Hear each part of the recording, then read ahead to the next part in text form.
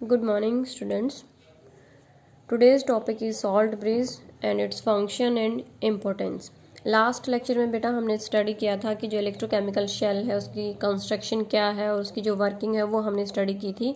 आज हम जो सॉल्ट ब्रीज है उसके बारे में स्टडी करेंगे। पिछले लेक्चर में भी मैंने आपको बताया था कि सॉल्ट ब्रीज क्या होता है। देखो सॉल्ट ब्रीज क्या है, एक इन्वर्टेड यू ट्यूब होती है जिसमें इनर्ट इलेक्ट्रोलाइट फिल होते हैं। इनर्ट इलेक्ट्रोलाइट क्या होते हैं, जो जिनकी रिएक्टिविटी क्या होती है, कम होती है, जो रिएक्टिविटी शो नहीं करते हैं, लाइक KCl है, पोटेशियम नाइट्रेट है, अमोनियम क्लोराइड है, इन अगार अगार पाउडर, या फिर इसको किस फॉर्म में लेते हैं, सेमी लिक्विड स्टेट में इनको हम लेते हैं। टूथपेस्ट लाइक जो पेस्ट है वो बनाया जाता है और वो किस में फिल किया जाता है, जो इन्वर्टेड यू ट्यूब होती है उसमें फिल किया जाता है। और इस इन्वर्टेड यू ट्यूब को ही क्या कहते हैं, सॉल्ट ब्रीज कहते हैं। और ये जो हमने इनर्ट इलेक्ट्रोलाइट लिया है इसको सेमी लिक्विड स्टेट में क्यों लिया जाता है, so that ions can move easily, ions easily move कर सकें। अब इसके फंक्शंस हमें स्टडी करने हैं कि जो सॉल्ट ब्रीज है उसके काम क्या होते हैं किसी भी इलेक्ट्रोकेमिकल शेल में। तो ये क्या करता है, it complete the circuit by maintaining the flow of electron. पिछले लेक्चर में मैंने बताया था कि जो सॉल्ट ब्रीज होता है ये क्या करता है, सर्किट को कंप्लीट करता है। ये इंटरनल सर्किट होता है, यहाँ पे ये एक्सटर्नल सर्किट है। पिछले लेक्चर में भी बताया था कि एक्सटर्नल सर्किट में से किसका फ्लो होता है, इलेक्ट्रॉन का फ्लो होता है, और जो इंटरनल सर्किट होता है उसमें आयंस का फ्लो होता है। कौन से आयंस कहाँ पे जाएंगे, मैंने बताया था कि कोई भी सॉल्यूशन है, जब सॉल्यूशन पॉजिटिव हो जाता है, इधर दूसरा जो सॉल्यूशन है वो नेगेटिव हो जाता है, तो इसको न्यूट्रल करने के लिए क्या करता है, यहाँ पे ये आयंस का यहाँ पे फ्लो होता है। जैसे ही यहाँ पे आयंस आएंगे, पॉजिटिवली चार्ज सॉल्यूशन है तो नेगेटिव आयंस यहाँ पे आएंगे, लाइक Cl नेगेटिव यहाँ पे है। और अगर नेगेटिवली चार्ज सॉल्यूशन है तो वहाँ पे कौन से आयंस आएंगे, पॉजिटिव आयंस आएंगे। उसकी वजह से दोनों सॉल्यूशन क्या हो जाएंगे, न्यूट्रल। और जैसे ही सॉल्यूशन न्यूट्रल हुए, इलेक्ट्रॉन्स का फ्लो जो है स्टार्ट हो जाएगा। तो जो सॉल्ट ब्रीज का पहला जो काम है वो क्या है, ये क्या करता है, it complete the circuit by maintaining the flow of electron. Circuit complete करता है, उसकी वजह से क्या करता है, मेंटेन करता है इलेक्ट्रॉन के फ्लो को। सेकेंडली क्या है, it maintain the electrical neutrality of both the solution. मैंने अभी अभी बताया है ये क्या करता है, दोनों सॉल्यूशन को न्यूट्रल बनाए रखता है। कैसे न्यूट्रल बनाता है, अपने जो आयंस है उनका माइग्रेशन ये कराता है। पॉजिटिवली चार्ज सॉल्यूशन है तो नेगेटिव आयंस जाएंगे, और अगर नेगेटिवली चार्ज सॉल्यूशन है तो वहां पे क्या आएंगे, पॉजिटिवली चार्ज जो आयन है वो आएंगे, और दोनों सॉल्यूशन को क्या कर देते हैं, न्यूट्रल, ताकि जो इलेक्ट्रोकेमिकल शेल है उसकी वर्किंग क्या रहे, चलती रहे। यहाँ पे थर्ड फंक्शन क्या है इसका, it minimise the liquid liquid junction potential. तो ये लिक्विड लिक्विड जंक्शन पोटेंशियल को मिनिमाइज करता है। लेकिन इससे पहले ये पता होना चाहिए कि लिक्विड लिक्विड जंक्शन पोटेंशियल होता क्या है और ये कब अराइज होता है। जब भी कोई इनडायरेक्ट रेडॉक्स जो प्रोसेस होता है, जब सेम बीकर में करवाया जाता है, उस टाइम पे लिक्विड लिक्विड जंक्शन पोटेंशियल वहां पे अराइज होता है। लाइक अगर हम एग्जांपल देखें, यहाँ पे बीकर हमने सेम लिया है, लिक्विड यहाँ पे जो इलेक्ट्रोलाइट्स हैं वो कितनी तरह के, दो तरह के। ये नेगेटिव टर्मिनल है और ये क्या है आपका, पॉजिटिव टर्मिनल है।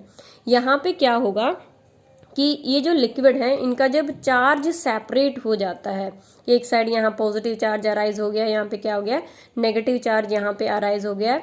जैसे ही चार्ज का सेपरेशन होता है तब वहां पे एक पोटेंशियल अराइज होता है। जो पोटेंशियल अराइज होता है वो चार्ज के सेपरेशन की वजह से ही अराइज हो जाता है। तो यहाँ पे एक टेंशन क्रिएट हो जाती है जहाँ पे चार्ज का सेपरेशन हुआ है, और जो पोटेंशियल अराइज हुआ है उसी को क्या बोलते हैं, this potential is called liquid liquid junction potential. और अगर ये पोटेंशियल यहाँ पे अराइज हो गया या फिर लिक्विड लिक्विड जंक्शन पोटेंशियल अगर अराइज हो गया तो शेल काम नहीं करेगी। तो अब करना क्या है कि ये जो लिक्विड लिक्विड जंक्शन पोटेंशियल है इसको डिक्रीज करना है। तो उसके लिए क्या यूज करते हैं, सॉल्ट ब्रीज यूज किया जाता है। जब सॉल्ट ब्रीज यूज होगा तो सॉल्ट ब्रीज करेगा क्या कि ये जो चार्ज का सेपरेशन हुआ है, यहाँ पे जो पॉजिटिव चार्ज है उसको न्यूट्रलाइज करेगा, यहाँ पे जो नेगेटिव चार्ज है उसको क्या करेगा, न्यूट्रलाइज करेगा। जैसे ही चार्ज वहां पे न्यूट्रलाइज हो गए, चार्ज का सेपरेशन नहीं रहा है, और when there is no separation of charge then no liquid liquid junction potential, वहां पे लिक्विड लिक्विड जंक्शन पोटेंशियल बनेगा ही नहीं। तो सॉल्ट ब्रीज के तीन फंक्शन हमने स्टडी किए हैं। पहला फंक्शन था क्या कि ये सर्किट को कंप्लीट करता है, इलेक्ट्रॉन की फ्लो को मेंटेन करता है। दूसरा क्या है कि जो भी दो सॉल्यूशन हम वहां पे इलेक्ट्रोकेमिकल शेल में यूज कर रहे हैं उनकी इलेक्ट्रिकल न्यूट्रलिटी को भी मेंटेन रखता है, और जो लिक्विड लिक्विड जंक्शन पोटेंशियल होता है उसको भी क्या करता है, ये मिनिमाइज करता है। अब यहाँ पे क्या है कि सॉल्ट ब्रिज में जो भी इलेक्ट्रोलाइट यूज किए जाते हैं उनकी कुछ एक कंडीशंस है, उन कंडीशंस पे जो जेईई मेंस है उसमें क्वेश्चन भी पूछा जाता है कि जो इलेक्ट्रोलाइट हम यूज कर रहे हैं सॉल्ट ब्रिज में उनकी कुछ कंडीशंस हैं कि वो किस तरह के होने चाहिए या फिर उनकी जो स्पीड है वो क्या होनी चाहिए। मेनली क्या है कि यहाँ पे दो कंडीशंस हैं बेटा, जो भी इलेक्ट्रोलाइट हमने यूज़ किया है, इलेक्ट्रोलाइट जो सॉल्ट ब्रिज में हम ये जो इलेक्ट्रोलाइट्स यहाँ पे यूज़ कर रहे हैं इनके लिए, यहाँ पे एग्जाम्पल लेके चलो कि KCl हमने यूज़ किया है, तो इसमें हमारे पास कैटायन है और हमारे पास क्या है, एनायन है। इन पे वो कंडीशंस अप्लाई होते हैं। मेनली यहाँ पे दो कंडीशंस हैं। पहली कंडीशन क्या है कि ये जो आयंस यहाँ पे हैं, कैटायन है या फिर एनायन है, इनकी जो स्पीड है वो स्पीड कैसी होनी चाहिए। तो दोनों की जो स्पीड है वो कैसी होनी चाहिए बेटा, सेम स्पीड होनी चाहिए। बाई चांस अगर वहाँ पे स्पीड सेम नहीं है, मान लो कि यहाँ पे K पॉजिटिव आयंस, यहाँ कैटायंस यहाँ पे सॉल्यूशन में आ रहे हैं, ये जो कैटायंस हैं इनकी स्पीड है ज़्यादा, हाई स्पीड है, तो ये क्या करेंगे, पहले ही सॉल्यूशन में आएंगे, पहले ही सॉल्यूशन को क्या कर देंगे, न्यूट्रलाइज कर देंगे। और जो एनायंस उनकी स्पीड क्या है, कम है, वो यहाँ तक पहुंचे ही नहीं है, तो एक सॉल्यूशन तो न्यूट्रलाइज हो गया है बट जो दूसरा सॉल्यूशन है वो न्यूट्रलाइज नहीं हुआ है। उस कंडीशन में जो इलेक्ट्रॉन है वो फ्लो नहीं कर पाएंगे। या फिर अगर इससे रिवर्स भी होता है कि एनायन की स्पीड ज्यादा है और कैटायन की स्पीड क्या है, कम, उस कंडीशन में भी ये जो सॉल्यूशन है ये तो न्यूट्रलाइज हो जाएगा, बट यहाँ पे ये जो सॉल्यूशन है न्यूट्रलाइज नहीं होगा। उस कंडीशन में भी जो इलेक्ट्रॉन है वो फ्लो नहीं करेंगे, मतलब हमारी जो शेल है वो काम नहीं करेंगी। तो पहली जो कंडीशन है इलेक्ट्रोलाइट के लिए वो क्या है कि जो भी वहां पे इलेक्ट्रोलाइट हम यूज कर रहे हैं उसमें जो भी आयंस वहां प्रेजेंट है, कैटायन है या फिर एनायन है, दोनों की स्पीड वहां पे क्या होनी चाहिए, सेम होनी चाहिए। स्पीड या फिर आप बोल सकते हो जो आयोनिक मोबिलिटी जो होती है वो क्या होनी चाहिए, सेम होनी चाहिए। अब क्वेश्चन ये अराइज होता है कि जो आयनिक मोबिलिटी है वो होती क्या है। तो आयनिक मोबिलिटी क्या होती है कि कोई भी जो आयन जो होता है, कोई भी आयन जो है वो जो डिस्टेंस ट्रेवल करता है, distance travelled by an ion in per unit time, एक पर यूनिट टाइम में आयन जितनी डिस्टेंस ट्रेवल करता है under the influence of an electric field having potential difference 1 volt. Electric field वहां पे प्रेजेंट है और जो पोटेंशियल डिफरेंस है वो कितना है, 1 वोल्ट का है।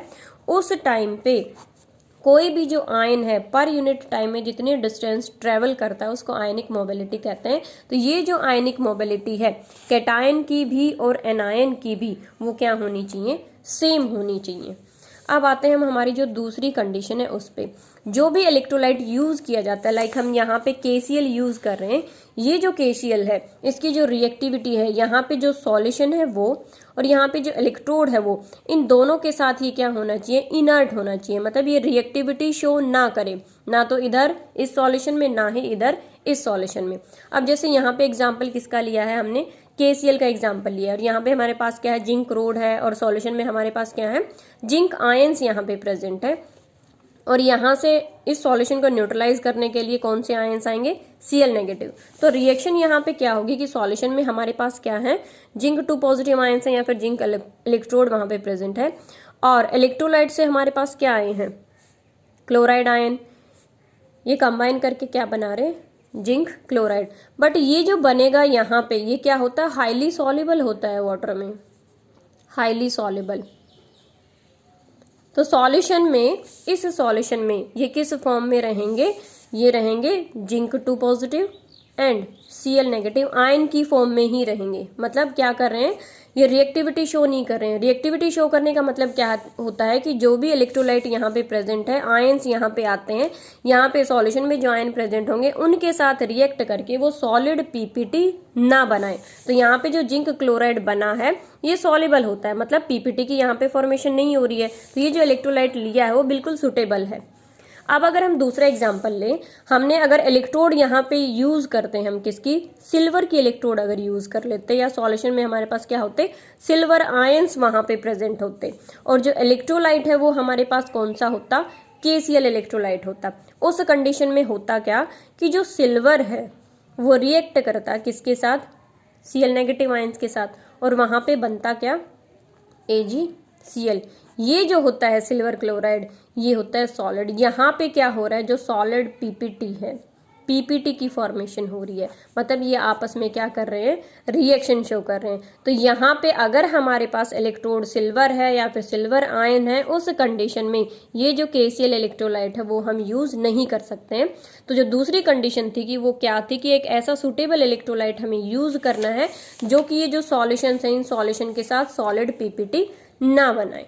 तो यहाँ पे जो एग्जाम्पल हमने लिया था, जिंक के केस में KCl हम यूज कर सकते हैं, बट जो सिल्वर है उसके केस में हम ये यूज नहीं कर सकते हैं। तो ये था बेटा हमारा सॉल्ट ब्रिज और उसके जो फंक्शंस थे वो, और वो कंडीशन, जिन कंडीशन, किसकी कंडीशन हमने ली थी, इलेक्ट्रोलाइट की कंडीशन की कौन सी कंडीशन होनी चाहिए उन पे, उनकी जो स्पीड है या फिर उनकी जो रिएक्टिविटी है वो। ये था complete salt bridge. Next lecture में हमें इलेक्ट्रो पोटेंशियल जो है वो स्टडी करना है। Thank you and have a nice day.